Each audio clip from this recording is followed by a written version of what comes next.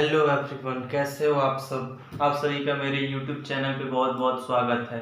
आज हम डिस्कस करेंगे क्लास 11 इकोनॉमिक्स चैप्टर नंबर 5 जो कि है थ्योरी ऑफ डिमांड। बहुत इंटरेस्टिंग चैप्टर है।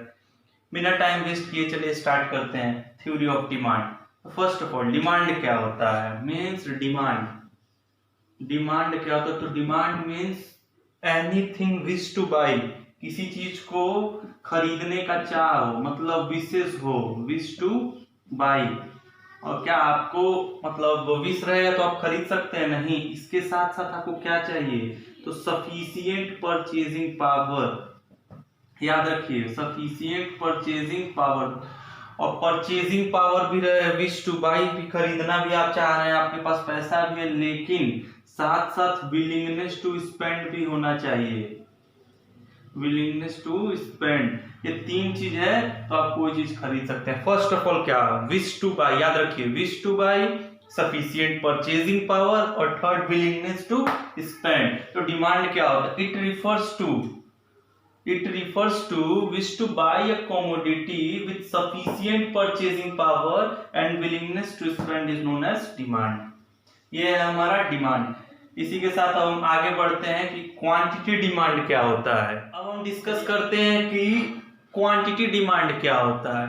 तो क्वांटिटी डिमांड होता है मतलब specific amount of quantity to be purchased against a specific price of that commodity। मतलब स्पेसिफिक अमाउंट में कमोडिटी को खरीदना, स्पेसिफिक अमाउंट में कमोडिटी या गुड्स को खरीदना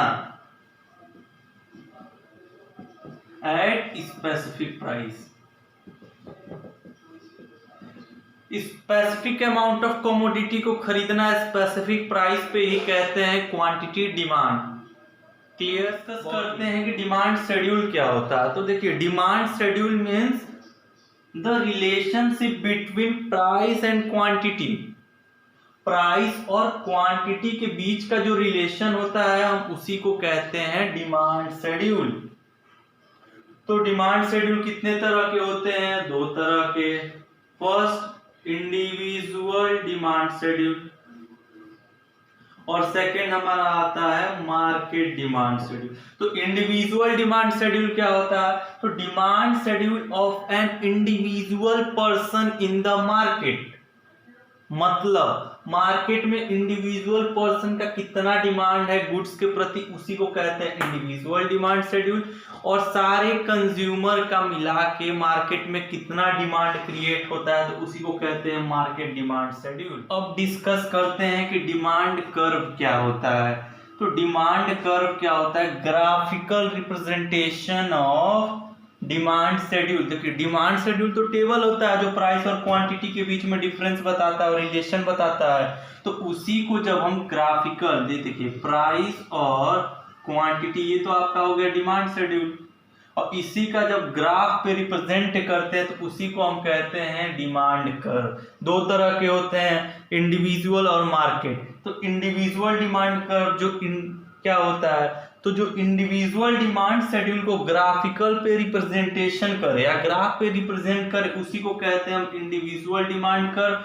और जो मार्केट डिमांड शेड्यूल को ग्राफ पे रिप्रेजेंट करे उसे हम कहते हैं मार्केट डिमांड कर्व। अब हम बात करते हैं इसके स्लोप के, कि डिमांड कर्व का स्लोप कैसा होता है। तो याद रखिए कि demand curve slopes always downward. We can say that demand curve slopes downward. Why? Because there is an inverse relationship between price and quantity. Price और क्वांटिटी के बीच में जो इनवर्स रिलेशनशिप होता है उसी के कारण जो हमारा डिमांड कर्व होता है वो स्लोप्स डाउनवर्ड। कैसे? तो देखिए, प्राइस के बढ़ने पे हमारा डिमांड क्या होता है? घट जाता है, और प्राइस के घटने पे हमारा डिमांड क्या होगा? बढ़ जाएगा। तो इसी इनवर्स रिलेशनशिप के कारण ही जो हमारा डिमांड कर्व है वो स्लोप्स डाउनवर्ड। तो अब देख लीजिए रिप्रेजेंटेशन कैसे हुआ है कि मानिए ये कर्व है, इस पे क्वांटिटी रिप्रेजेंटेशन है, इस पे प्राइस है, और ये इसका डिमांड कर्व है। और ये स्लोप्स डाउनवर्ड और ये हमेशा स्ट्रेट लाइन होता है, ये याद रखिएगा। अब डिस्कस करते हैं वेरी इंपॉर्टेंट टॉपिक जो कि है डिटर्मिनेंट्स ऑफ डिमांड। क्या होते हैं डिटर्मिनेंट्स डिमांड के? तो 5 important determinants of demand. First, own price of commodity. Second, price of related good. Third, income of consumer. Fourth, taste and preference. And fifth one is expectation. ये हमारे 5 important determinants of demand. अब चलिए एक एक करके इसको, determinant of demand होते हैं 5, अभी हमने डिस्कस किया, तो एक एक करके डीपली डिस्कस करते हैं। तो देखिए फर्स्ट क्या होता है, ओन प्राइस ऑफ कमोडिटी, मतलब other thing remains constant, other thing remain constant, price of commodity increase then its demand decreases. मतलब बोलना क्या चाहते हो सर? तो सुनो, प्राइस के बढ़ने पे डिमांड क्या हो जाता है? घट जाता है, या फिर प्राइस के घटने पे डिमांड हमारा बढ़ जाए, इसी को कहते हैं ओन प्राइस ऑफ कमोडिटी। मतलब प्राइस बढ़ा डिमांड घटा, प्राइस घटा डिमांड बढ़ गया। जैसे एग्जांपल में देख लेते हैं, तो समोसा है, एक समोसा 10 रुपए का मिल रहा है तो आप एक खाओगे, अगर वही समोसे का प्राइस घट के 5 हो गया तो आप 2 खाओगे। अगर वही समोसे का प्राइस 5 की जगह 15 हो गया तो आप नहीं खाओगे। क्यों? क्योंकि प्राइस के बढ़ने पे हमारा डिमांड कम, प्राइस के घटने पे डिमांड बढ़ जाता है।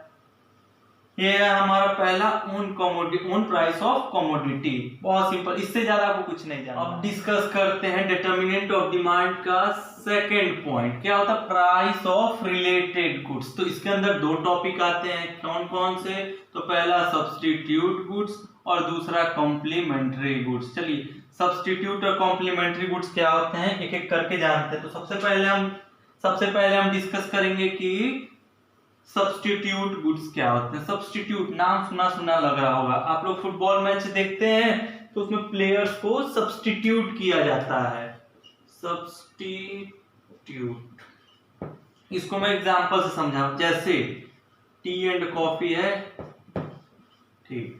अगर आप खुद सोचो कि टी का, ध्यान से सुनना, टी का प्राइस बढ़ने पे, टी का प्राइस बढ़ने पे कॉफी का डिमांड बढ़ जाता है। अरे भाई ये क्या हो रहा है? ध्यान से एकदम।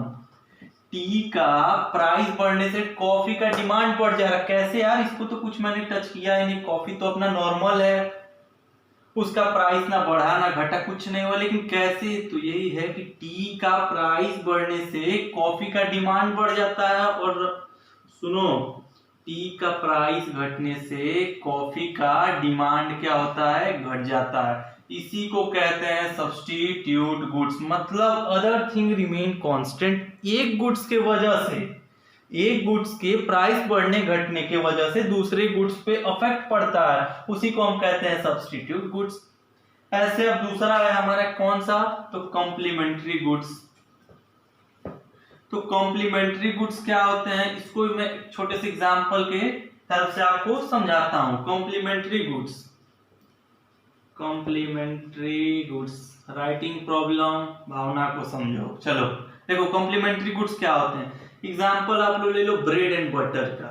वाह, ब्रेड एंड बटर, नाम सुनते ही मुंह में पानी। तो ब्रेड एंड बटर का सुनो, ये दोनों कॉम्प्लीमेंट है, एक दूसरे के बिना नहीं रह सकते। मतलब एक है तो उसको होना पड़ेगा दूसरे को।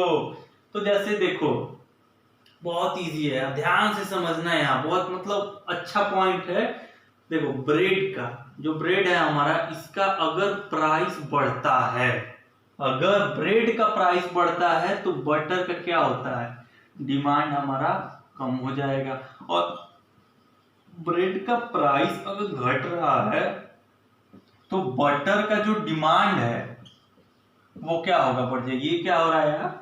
ये तो समझ नहीं आ रहा है। क्यों? माइंड में आया ना क्वेश्चन। तो देखो क्या होता है कि ब्रेड का प्राइस बढ़ने पे बटर का डिमांड कम हो जाता है। जैसे ब्रेड है 10 रुपए पैकेट, अगर वही ब्रेड 10 रुपए पैकेट है तो एक ब्रेड को, मतलब एक पैकेट ब्रेड को खाने में हमको एक छोटा सा बटर लगता है, बटर का यूज करते। तो अगर वही ब्रेड का दाम 20 रुपए पर पैकेट हो गया तो तो क्या हम ब्रेड खाएंगे? नहीं खाएंगे। तो ब्रेड नहीं खाएंगे तो बटर क्या ऐसे ही खाएंगे? तो इसीलिए ब्रेड का प्राइस बढ़ने से ब्रेड का डिमांड कम होगा, और ब्रेड का जब डिमांड कम होगा तो बटर का ऑटोमेटिकली डिमांड कम हो जाएगा। तो इसका बहुत इजी है यार कि कॉम्प्लीमेंट्री गुड्स क्या होते हैं? तो वो गुड्स जो एक दूसरे के बिना नहीं रह सकते, और एक का प्राइस बढ़ने पे दूसरे का डिमांड कम, एक का प्राइस घटने पे दूसरे का डिमांड बढ़ जाता। इसके प्राइस में नो चेंजेस, याद रखना कि इसके प्राइस में नो चेंजेस। ये हमारा डिटरमिनेंट ऑफ डिमांड का थर्ड पॉइंट जो कि है इनकम ऑफ कंज्यूमर। तो इनकम ऑफ कंज्यूमर में दो पॉइंट आते हैं, कौन कौन से? एक नॉर्मल गुड्स और एक inferior goods. Income of consumer मतलब कंज्यूमर का कमाई कितना है, ठीक, उसके अकॉर्डिंग पे हम गुड्स को दो तरीके में बांटते हैं, एक नॉर्मल गुड्स, एक इंफीरियर गुड्स। चलिए डिस्कस करते हैं एक एक करके दोनों। तो नॉर्मल गुड्स पहले डिस्कस करते हैं कि नॉर्मल गुड्स क्या होते हैं और नॉर्मल गुड्स का क्या इफेक्ट पड़ता है इनकम का। तो देखिए normal goods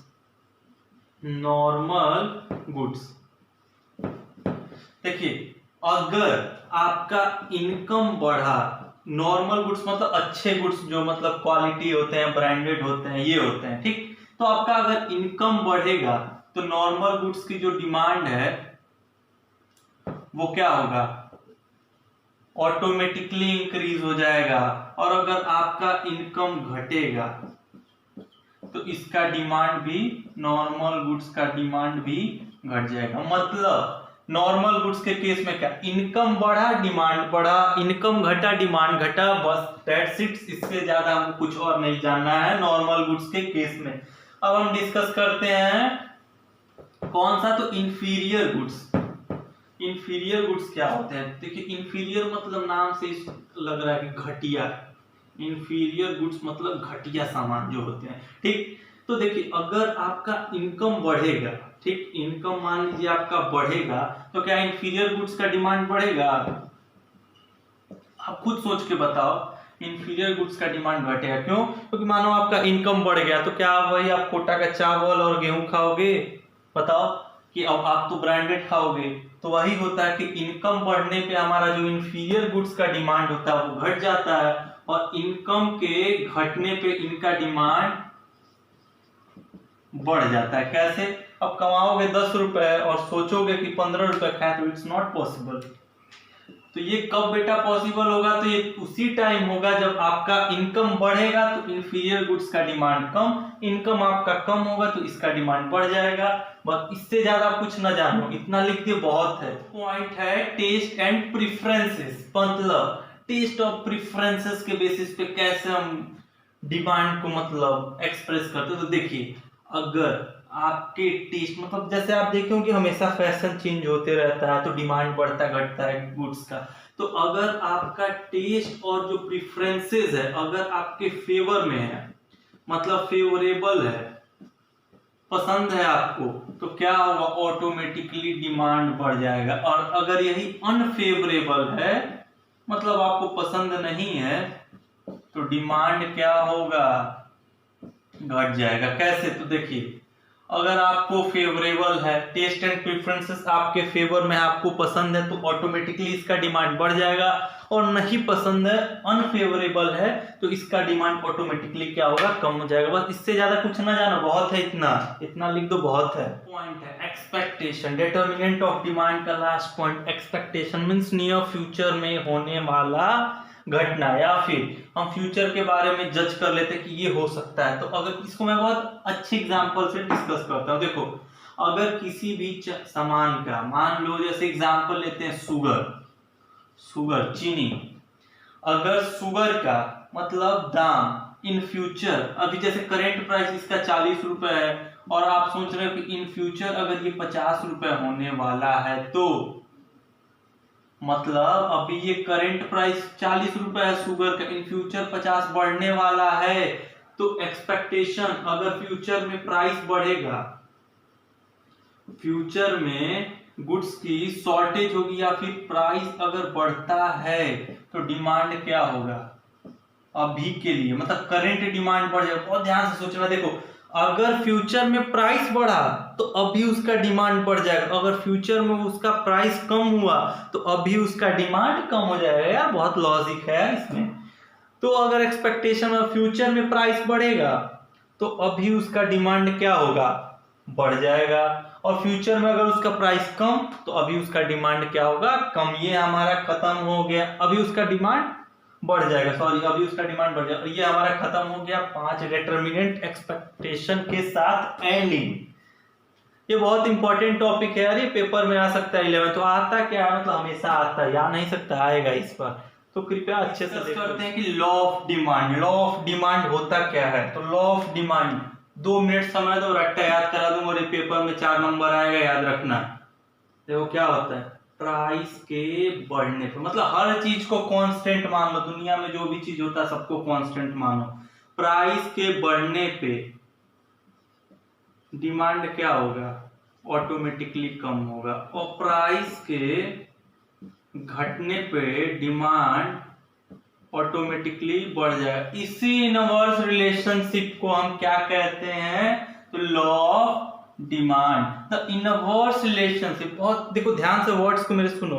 the inverse relationship between price and demand is known as law of demand and note other thing remain constant. हो गया लॉ ऑफ डिमांड। और इसका एक बार चलो और इसका ग्राफ और टेबल देख लेते हैं। जैसे शेड्यूल इसका बनाते हैं, वो हो गया प्राइस, ये हो गया आपका क्वांटिटी। प्राइस अगर 10 रुपए है तो हम सामान लिए 100 यूनिट, अगर उसका प्राइस बढ़ के घट के 5 रुपए हो गया तो हम लिए 200 यूनिट। ठीक, चलिए आइए इसका ग्राफ बनाते हैं।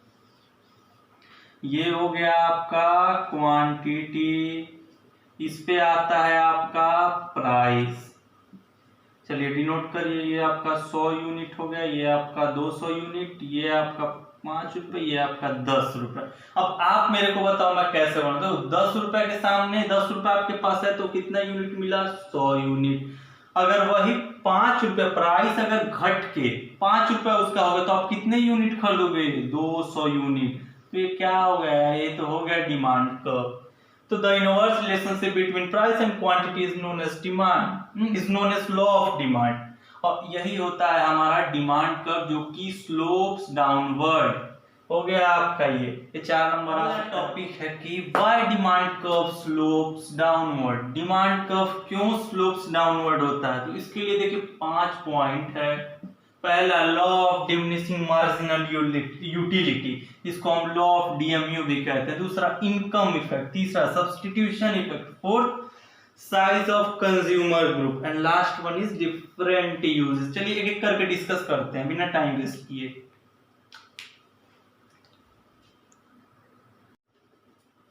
चलिए why demand curve slopes downward का आता है पॉइंट हमारा इनकम इफेक्ट, कि इनकम का क्या इफेक्ट पड़ता है। चलिए देखते हैं, एक मैं आपको एग्जांपल देता हूं, बहुत ध्यान से सुनिएगा। जैसे 2 हैं, एक है ए एक है बी, दोनों कहाँ गए, तो गए हैं कहाँ, बिग बाजार। बिग बाजार का नाम आपने सुना है, तो सुना होगा बिग बाजार। क्या लेने गए, तो कुछ काम से गए, लेकिन चलिए मैं डिस्कस करता हूँ कि दोनों के पास कितना रुपीज है। तो रुपीज दोनों के पास है 20,000, दोनों के पास 20,000 रुपए है। दोनों को सेम सामान ही खरीदना है, और सेम सामान एक खरीदता है, जो ए है वो खरीदता है 8,000 में, और बी है वही सामान खरीदता है 5,000 में। ठीक, ये दोनों वही सामान, एक खरीदता है 8,000, एक खरीदता है 5,000, तो इसके पास बचा कितना, तो 12,000, और इसके पास कितना बचा, तो 15,000। तो जिसका और जो बचता है इसको हम कहते हैं रियल इनकम। क्या कहते हैं, तो रियल इनकम। तो रियल इनकम कहते हैं। अगर रियल इनकम इंक्रीज है, किसका ज्यादा, तो बी का। अगर रियल इनकम ज्यादा रहेगा तो डिमांड ज्यादा करेंगे, रियल इनकम कम रहेगा तो गुड्स का डिमांड कम करेंगे। बस इससे ज्यादा कुछ ना जानो कि increase in real income increase the demand of. दूसरा पॉइंट है हमारा सब्स्टिट्यूशन इफेक्ट। ये क्या होता है, सेम अभी मैंने आपको कुछ देर पहले एग्जांपल दिया था टी एंड कॉफी का। टी एंड कॉफी कि अगर कॉफी का प्राइस कांस्टेंट रखिए, टी के प्राइस बढ़ेगा तो हमारा कॉफी का डिमांड क्या होगा, अपने आप बढ़ जाएगा। अगर टी का प्राइस घटेगा तो कॉफी का जो हमारा डिमांड है वो अपने आप घट जाएगा। इसका प्राइस हालांकि कांस्टेंट ही रहेगा कॉफी का। टी के प्राइस बढ़ने घटने से कॉफी पे के डिमांड पे इफेक्ट आता है, इसी को हम कहते हैं सब्स्टिट्यूशन। हमारा अगला पॉइंट क्या है, तो साइज ऑफ कंज्यूमर गुड और फिर डिफरेंट यूजेस। तो चलिए साइज ऑफ कंज्यूमर गुड्स क्या कहते हैं। अगर किसी कमोडिटी का प्राइस बढ़ेगा डिमांड क्या होगा, अपने आप कम हो जाएगा, और प्राइस उसका घटेगा तो डिमांड क्या होगा, अपने आप बढ़ जाएगा। यही होता है साइज ऑफ कंज्यूमर गुड्स की प्राइस के बढ़ने पे डिमांड कम और प्राइस के घटने पे डिमांड बढ़ जाता है। फिर डिफरेंट यूजेस क्या कहते हैं, किसी कमोडिटी का अगर प्राइस हमारा क्या है बढ़ गया है तो उसका जो यूजेस डिफरेंट यूजेस है उसका डिमांड अपने आप कम। जैसे फॉर एग्जांपल लीजिए दूध है, दूध का प्राइस अगर सस्ता है तो आप दूध के मतलब डिफरेंट टाइप्स के प्रोडक्ट आप यूज कर सकते हो घर पे बना से। जैसे दूध से आप दूध पिए, दही जमाइए, कुछ भी कर सकते हैं।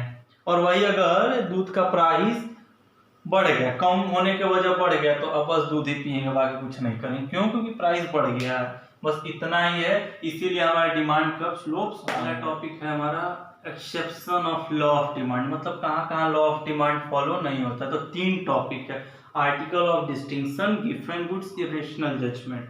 तो आर्टिकल ऑफ डिस्टिंक्शन क्या होता है, मतलब किसी भी चीज को डिस्टिंक्ट करना, किसी भी आर्टिकल को डिस्टिंक्शन करना किस बेसिस पे, उसके प्राइस के बेसिस पे। मतलब प्राइस ज्यादा है तो वो बढ़िया होगा, प्राइस कम है मतलब अच्छा नहीं होगा। जैसे example old vintage car, old vintage car को हम जज करते हैं या उसका डिस्टिंक्ट करते हैं किस बेसिस पे, उसके प्राइस के बेसिस पे। दूसरा गिवन गुड्स, मतलब घटिया प्रकार के गुड्स, इसको हम इसका प्राइस बढ़े घटे कोई मतलब नहीं, हम इसका यूज नहीं करेंगे क्योंकि तो बहुत घटिया प्रकार का ये गुड्स होता है। तीसरा इरेशनल जजमेंट, इरेशनल जजमेंट मतलब judgement on the basis of price, price के बेसिस पे कोई चीज का जजमेंट। जैसे किसी भी कपड़े का क्वालिटी उसके हम प्राइस के बेसिस को अगर मेन लेके चले तो उसी को कहते हैं इरेशनल जजमेंट, मतलब प्राइस के बेसिस पे उसका जज करना, इसी को हम कहेंगे इरेशनल जजमेंट। यही exception to the law of हमारा movement and shift in demand curve. कि movement and shift in demand curve क्या होता है, तो देखिए movement means extension and contraction of demand is known as movement in demand curve. मतलब extension और contraction होना डिमांड कर्व का, इसी को मतलब एक्सटेंशन और कॉन्ट्रैक्शन होना डिमांड का, इसी को कहते हैं movement in demand curve. Extension मतलब क्या होता है, मतलब बढ़ना, डिमांड का इंक्रीजमेंट। कॉन्ट्रैक्शन मतलब डिक्रीजमेंट, डिमांड कम होना। कॉन्ट्रैक्ट मतलब कम होना, और एक्सटेंट मतलब बढ़ जाना, इसी को कहते हैं मूवमेंट इन डिमांड कर्व। ये कैसे होता है तो याद रखिए, अदर फैक्टर और determinant of demand remain constant. जो अदर डिटरमिनेंट हम लोग पढ़े थे, इनकम का इंक्रीज होना, ये सब, तो वो सब रिमेन कांस्टेंट रहेगा, बस price of commodity, price of own commodity, मतलब खुद के प्राइस के बढ़ने और घटने से डिमांड में एक्सटेंशन और कॉन्ट्रैक्शन आने को ही हम मूवमेंट इन डिमांड कर्व कहते हैं। मतलब खुद के प्राइस में बढ़ने और घटने से, अदर डिटरमिनेंट रिमेन कांस्टेंट, खुद के प्राइस में बढ़ने और घटने के वजह से जो डिमांड में एक्सटेंशन कॉन्ट्रैक्शन होता है उसी को हम कहते हैं मूवमेंट इन डिमांड कर्व। अब अगला है हमारा शिफ्ट इन डिमांड कर्व। कि शिफ्ट इन डिमांड कर्व क्या होता है, तो आइए उसको देखते हैं। Shift in demand curve, demand curve तो क्या होता है शिफ्ट इन डिमांड कर्व, मतलब शिफ्टमेंट होना, मतलब क्या, इंक्रीज और डिक्रीज, इंक्रीज और डिक्रीज ऑफ डिमांड, इंक्रीज और डिक्रीज होना डिमांड का। कैसे, तो किससे होगा, इसमें याद रखिए कि प्राइस इसका कांस्टेंट रहता है, प्राइस कांस्टेंट रहता है, अदर डिटरमिनेंट के बढ़ने घटने से डिमांड में इंक्रीज और डिक्रीज होना, इसी को हम कहते हैं शिफ्ट इन डिमांड का। मतलब सर कहना क्या चाहते हो, तो याद रखिए मूवमेंट में जो मूवमेंट ऑफ डिमांड कर्व होता है उसमें होता है एक्सटेंशन कॉन्ट्रैक्शन। तो एक्सटेंशन कॉन्ट्रैक्शन होता कैसे है, तो प्राइस ऑफ कमोडिटी, उसके खुद के प्राइस के बढ़ने घटने से एक्सटेंशन कॉन्ट्रैक्शन होता है, और अदर डिटरमिनेंट रिमेन कांस्टेंट। लेकिन इसमें सिर्फ इन डिमांड कर्व में क्या होता है कि इंक्रीज और डिक्रीज डिमांड का कैसे इंक्रीज डिक्रीज होगा, तो मतलब price of commodity remain constant other determinant के बढ़ने घटने से होता है, इसीलिए हम इसे कहते हैं शिफ्ट इन डिमांड। डिस्कस करते हैं graphical representation of movement in demand curve, कि मतलब ग्राफ पे कैसे रिप्रेजेंट करेंगे मूवमेंट इन डिमांड कर्व को। तो आइए देखते हैं। तो क्या होता है मूवमेंट इन डिमांड कर्व में, तो दो चीज, कौन कौन सा। फर्स्ट क्या होता है, तो एक्सटेंशन और सेकंड क्या होता है, तो कॉन्ट्रैक्शन। 2 मिनट ध्यान दो, तो कितना इजीली समझाते हैं। एक्सटेंशन मतलब क्या बोले थे, इंक्रीज होना डिमांड का। डिमांड कैसे बढ़ेगा, तो आपको अभी मैं लॉ ऑफ डिमांड में बता के आया था कि लॉ ऑफ डिमांड मतलब प्राइस के घटने पे डिमांड बढ़ता है और प्राइस के बढ़ने पे डिमांड घट जाता है। वही चीज यहाँ यूज करें। देखिए एक टेबल पहले बनाते हैं। ये आपका प्राइस, ये हो गया आपका क्वांटिटी, ठीक। ये हो गया आपका प्राइस, इधर है आपका क्वांटिटी। पहले किसी चीज का प्राइस 10 रुपीज था, तो 10 रुपीज में हम कितना क्वांटिटी लेते थे, 100 यूनिट। अब उसका प्राइस घट के 5 रुपीज हो गया, तो अब कितना यूनिट हम ले सकते हैं, तो 200 यूनिट ले सकते हैं। सेम आइए इसको ग्राफ पे रिप्रेजेंट करते हैं। देखिए ये है आपका ग्राफ, ये आपका हो गया प्राइस, ये हो गया आपका क्वांटिटी। देखिए ये हो गया आपका 0, 5 और ये हो गया 10, ठीक। यहाँ आपका हो गया 100 और ये हो गया आपका 200 यूनिट, ठीक। देखिए 10 पे कितना यूनिट, 100 यूनिट। 10 ये रहा 100 यूनिट, ये आपका ऐसे। 5 पे कितना यूनिट, 5 रुपीज पे, तो 200 यूनिट। तो 5 रुपीज पे आ गया 200 यूनिट। क्या हुआ, तो देखिए एक्सटेंट हुआ डिमांड, कैसे, तो इधर हुआ। तो मैं इसी को कहते हैं एक्सटेंशन ऑफ डिमांड कर्व। इसी तरह आइए देखते हैं कॉन्ट्रैक्शन ऑफ डिमांड कर्व क्या होता है। तो सेम प्राइस है, मान लीजिए किसी कॉमोडिटी का 10 रुपीज, तो हम बाय करते हैं 100 यूनिट। प्राइस के इंक्रीज होने पे मान लीजिए 15 रुपीज हो गया, तो हम कितना बाय करेंगे, तो 50 यूनिट ओनली। तो आइए इसको ग्राफ पे रिप्रेजेंट करते हैं। देखिए ये हो गया आपका क्वांटिटी, ये हो गया आपका प्राइस, ठीक। ये हो गया 0, ये हो गया आपका 50, ये हो गया आपका 100, ये हो गया आपका 10 और ये हो गया आपका 15। अब आप बता दो 10 पे कितना यूनिट, तो 100 यूनिट। 15 पे कितना यूनिट, तो 15 पे बस 50 यूनिट। क्या हुआ इसमें, due to increase in price the demand decreases.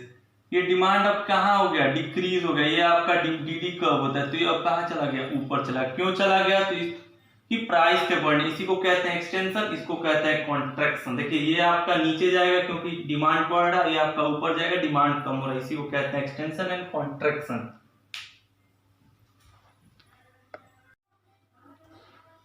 अब अगला टॉपिक है हमारा शिफ्ट इन डिमांड कर्व। इसको हम ग्राफ पर रिप्रेजेंट करते हैं। आइए देखते हैं कैसे।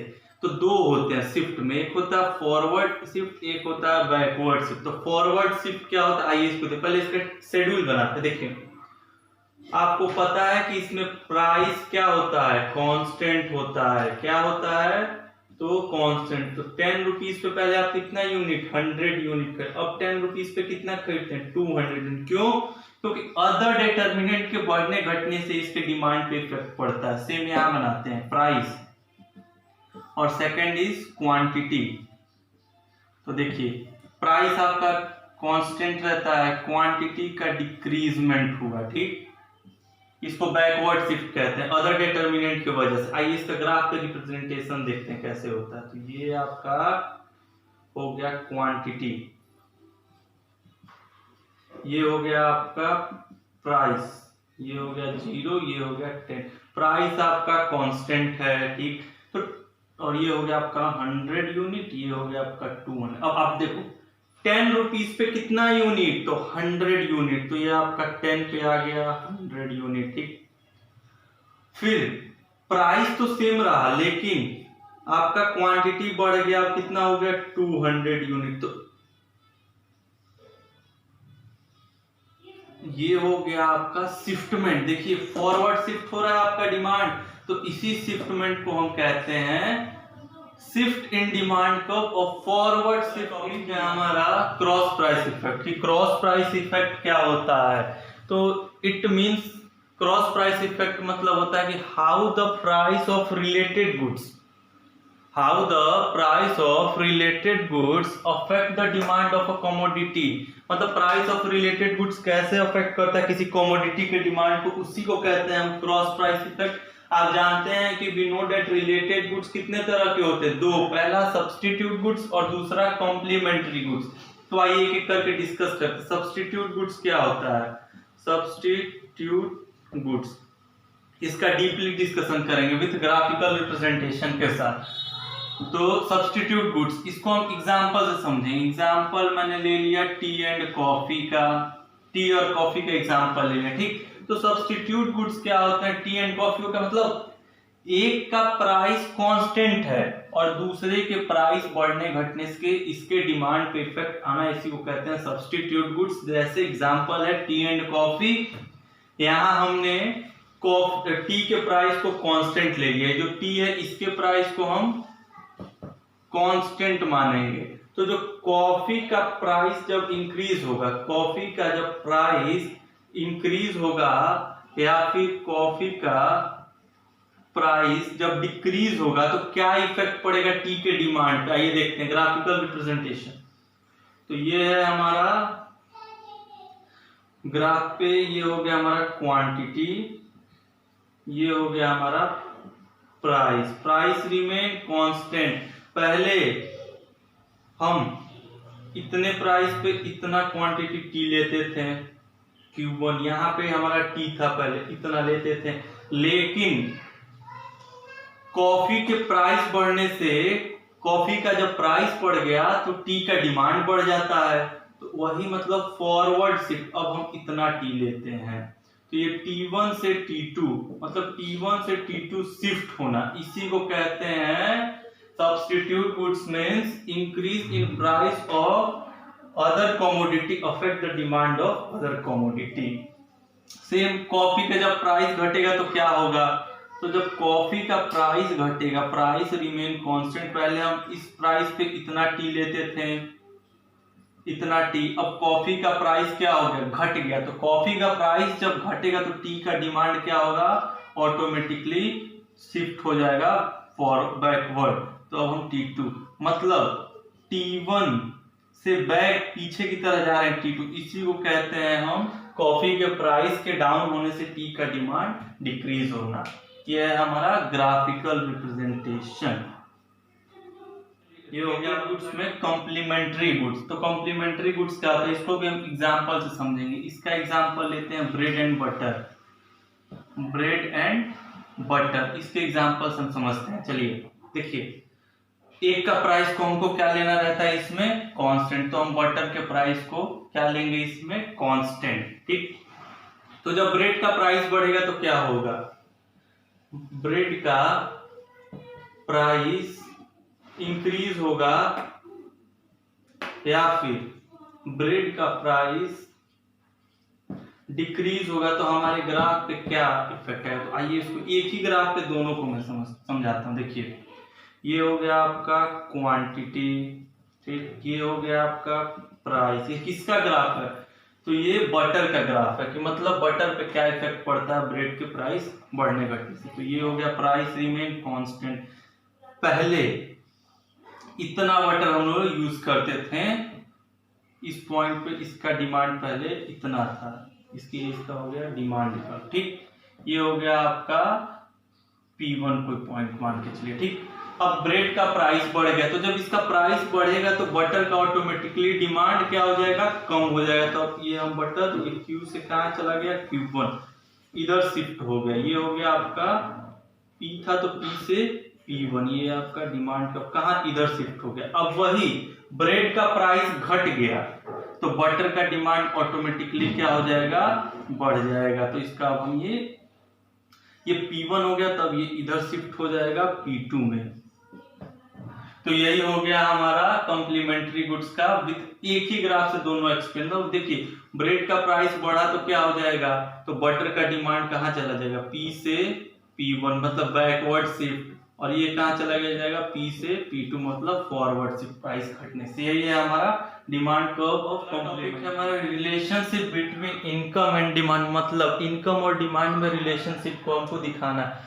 तो दो तरह के इनकम आपके बढ़ने घटने पे आपके दो गुड्स पे इफेक्ट पड़ते हैं, एक होता है नॉर्मल गुड्स और दूसरा होता है इंफीरियर गुड्स। आइए इसी को ग्राफिकल रिप्रेजेंटेशन से देखते हैं। यार चैप्टर बहुत लेंथी है, मैं चाह रहा हूँ जल्दी खत्म हो जाए, इसलिए सेकंड लास्ट टॉपिक है। चलिए आइए इसको ग्राफ पे रिप्रेजेंट करते हैं। देखिए नॉर्मल गुड्स बढ़िया गुड्स होते हैं, जैसे मतलब ब्रांडेड आप ले सकते हो, और इंफीरियर मतलब घटिया प्रकार के गुड्स। तो आपका इनकम बढ़ा तो नॉर्मल गुड्स का क्या होगा, डिमांड ऑटोमेटिकली बढ़ जाएगा। तो इनकम के बढ़ने या फिर घटने से क्या इफेक्ट पड़ेगा दोनों पे, इसी को हमको जानना है इसमें। आइए देखते हैं। देखिए इनकम के बढ़ने पे क्या इफेक्ट पड़ता है डिमांड का, तो ये आपका आ गया प्राइस इसमें रिमेन कांस्टेंट, ये आ गया आपका क्वांटिटी, ये हो गया प्राइस। पहले आपका डिमांड इतना था, ठीक। अब आपका क्या हो गया, इनकम इंक्रीज हो गया। इनकम इंक्रीज होने से आपका क्या हो जाएगा, डिमांड बढ़ जाएगा नॉर्मल गुड्स का।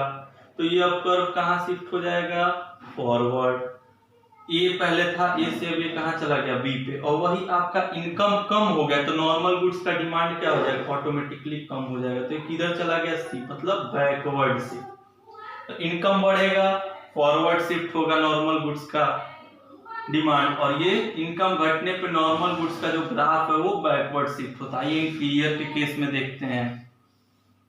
ये हो गया आपका क्वांटिटी, ये हो गया आपका प्राइस रिमेन कांस्टेंट। कुछ पहले हमारा नॉर्मल ये था, ये हमारा डिमांड है, एक पॉइंट पे क्यू क्वांटिटी लेते थे। अब देखिए आपका इनकम बढ़ गया, तो इंफीरियर गुड्स का तो आप यूज नहीं करेंगे, तो इनकम बढ़ने से इसका डिमांड क्या होता है, कम हो जाता है। तो अब आपका कर्व किधर चला गया, तो बैकवर्ड शिफ्ट। और वही अगर आपका इनकम कम हो जाएगा, मतलब अब आपके पास पैसा कम है, तो आप कौन सा गुड्स लेंगे, तब आपको इंफीरियर गुड्स ही लेना होगा। तब इसका डिमांड बढ़ के कहाँ चला जाता है, सी पे।